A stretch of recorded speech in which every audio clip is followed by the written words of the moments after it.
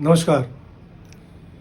इससे पहले बहुत सारी कविताएं पढ़ के आपके सामने रखी, आपसे शेयर की। आपने सराहा, पसंद किया उसे, बहुत सारे लाइक शेयर आए। बीच में यूँ ही मन किया कि कुछ बातें भी की जाए, कुछ अपने किस्से।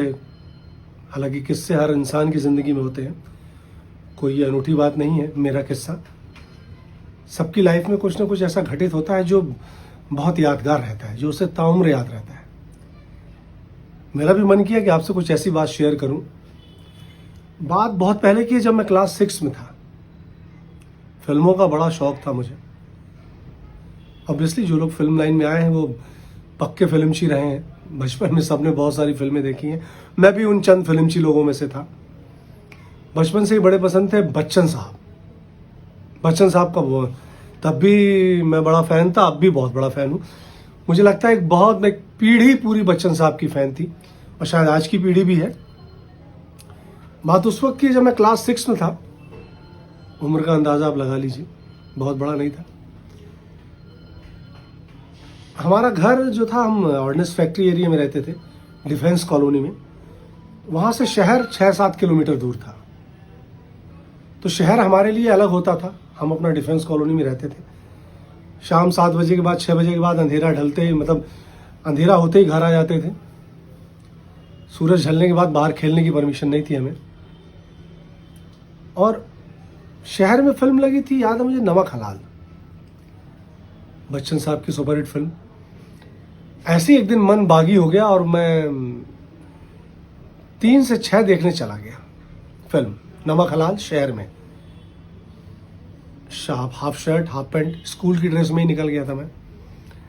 ठंड का मौसम था, दिसंबर की ठंड थी। दोपहर में निकला था तो ठंड उतनी थी नहीं। 3 से 6 तो देख लिया मैंने बगावत करके।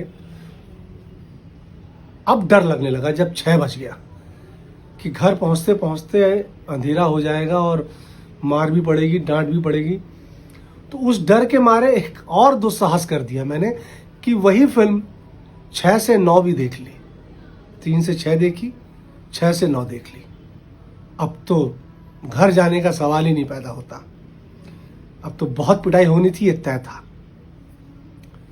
समझ में नहीं आ रहा था कहाँ जाऊं, क्या करूं। ठंड लगने लगी थी।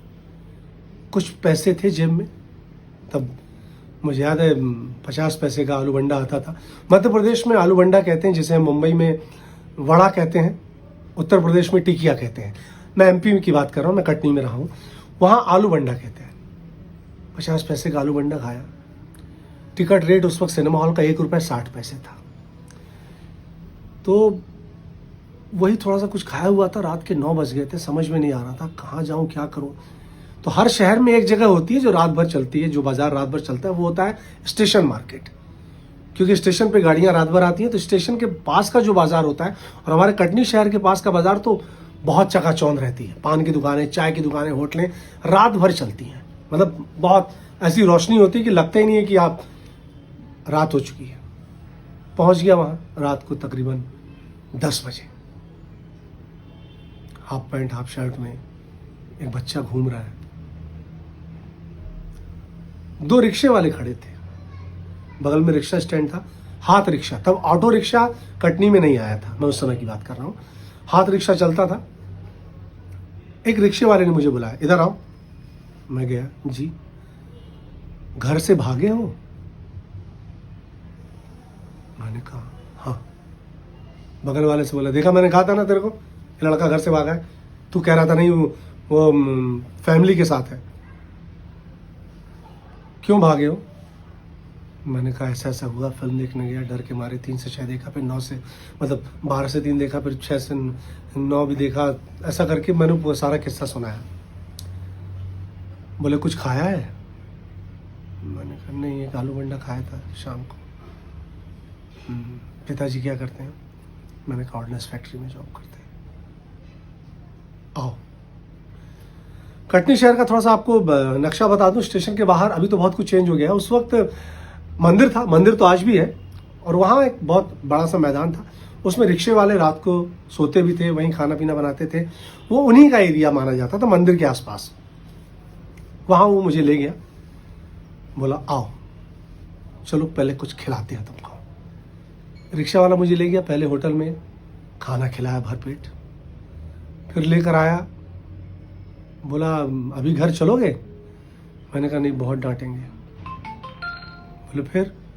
मैंने कहा सुबह देखेंगे। तो रात को घर वाले परेशान होंगे तुम्हारे। मैंने कहा यहाँ घर में पूरा हाहाकार मचा हुआ था, पुलिस में भी कंप्लेन हो गई, बच्चा गायब है, कहाँ चला गया क्या। हाँ, और चूंकि मैं मेन स्टेशन पे नहीं था, स्टेशन के बगल में मंदिर था, मंदिर के पास उस रिक्शे वाले का नाम धनी राम था।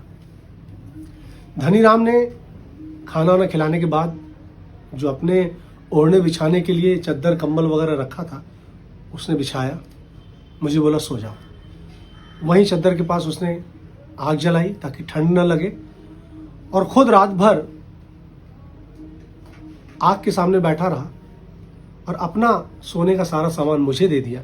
बोले बेटा सो जाओ आराम से तुम, मैं हूं। वो रात भर जागता रहा और मैं सोया आराम से।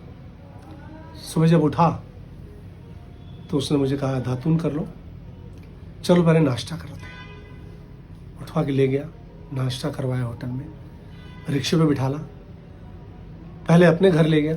भट्टा मोहल्ला एक जगह है कटनी में, जो लोग कटनी के वो जानते हैं।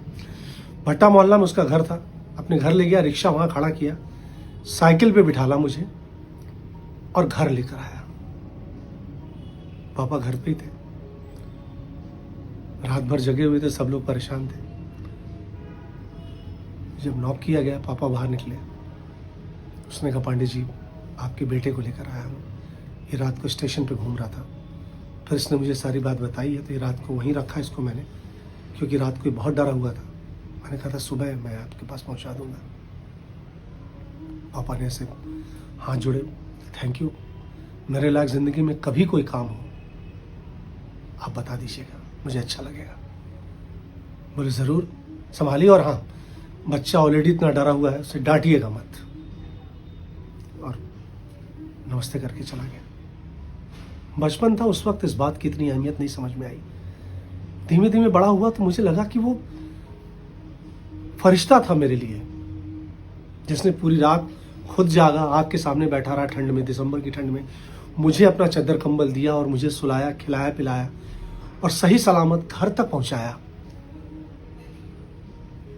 बहुत दिन बीते, मन हुआ कि एक बार स्टेशन जाऊं और पता करूं। गया, पता किया मैंने, धनी राम रिक्शा वाला, किसी ने कहा कि वो गुजर गया,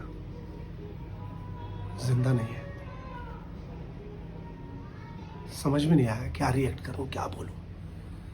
शायद मैं उसे ढूंढने जब या उससे मिलने जाने में मैंने 1-2 साल का वक्त लगा दिया था, या उससे ज्यादा का। आज भी जब कटनी स्टेशन पर उतरता हूं तो उस मंदिर की तरफ एक नजर जाती है मेरी, और क्लास 6 का वो 6वीं कक्षा का वो किस्सा, वो पूरा फ्लैशबैक मेरी आंखों के सामने आ जाता है। वो रात याद आती है, वो ठंड से ठिठुरता हुआ एक बच्चा याद आता है, और वो धनी राम याद आता है।